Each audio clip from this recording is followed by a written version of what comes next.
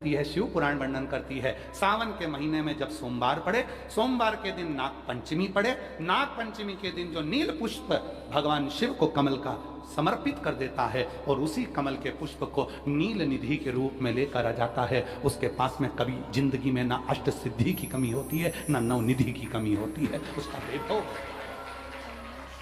वैभव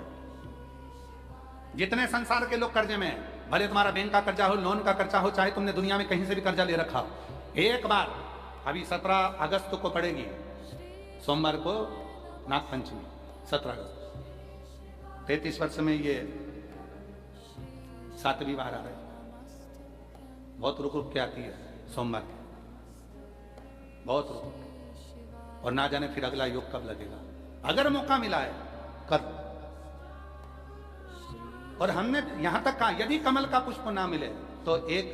महाराज जी एक पुष्प होता है, वो नीले कलर का शंख जैसा होता है जो शिव जी को बड़ा प्रिय है। क्या बोलते हैं उसको, शंख पुष्पी, क्या वो नीलकंठ, हाँ एक नीले कलर का होता है। अभी तो यहाँ पर है नहीं, हम प्रयास करेंगे आपको उसका दर्शन कराए। चढ़ा है, लाओ चढ़ा है, लाओ लाओ। अच्छा यहाँ मिलता है,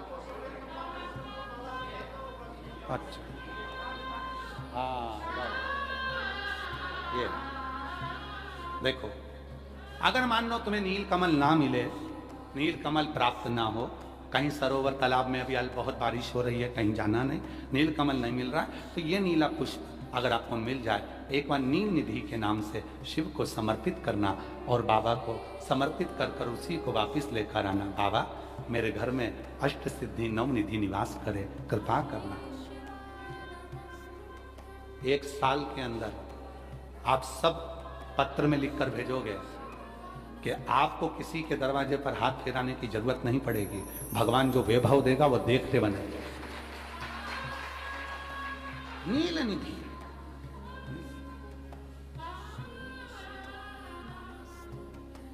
कौन सा दिन है बोलो जरा, सावन के, जम के बोलो जरा, जम के बोलो, सावन के सोमवार पर यदि नाग पंचमी पड़े, फिर हमें ना तो तप करना है, ना साधना करना है, ना कोई उपवास, ना कोई। और एक और चीज बड़ी सुंदर लिखी है महाराज, नील निधि, ध्यान दीजिएगा। यदि डॉक्टर ने कह दिया तुम्हारे शरीर में कोई गठान है, बहुत बड़ा कोई रोग हो गया है, ये छूट नहीं रहा है, बहुत तकलीफ में पड़े हुए हो और मिट नहीं रहा, तब शिव जी के शिवलिंग पर एक दुर्वा, दुर्वा का मुख हो जलाधारी की हो जहां से पानी बहता, बेलपत्री, बेलपत्री का डंडी का मुख हो जहां से जल बहता, जलाधारी की हो, और 2 छोटी छोटी कटोरियों में, यदि सावन महीने के सोमवार की नाग पंचमी पर अगर दूध चढ़ाया जाता है और उसको दूध चढ़ी हुई बेलपत्री और दुर्वा दोनों को लेकर आया जाता है, दुर्वा सुबह के समय द्वितीय दिवस में, जिस दिन चढ़ाओगे उस दिन द्वितीय दिवस में उसको सुबह सुबह चबाकर खा लीजिए, और बेलपत्री को जिस कक्ष में आप सोते हैं उस कक्ष में उसको रख लीजिए, कहीं पर भी, हमेशा के लिए। जो शरीर का रोग है वो धीरे धीरे मिटेगा ही, और 4 से 6 महीने के अंदर बड़े से बड़ा रोग सारी रिपोर्टें नील आकर सामने खड़ी।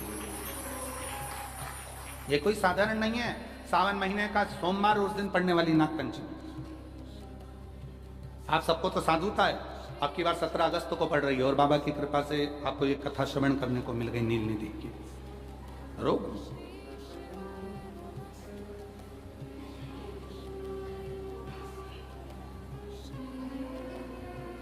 और हे शंभु बाबा मेरे तीनों लोक में तो ये तो हे शंभु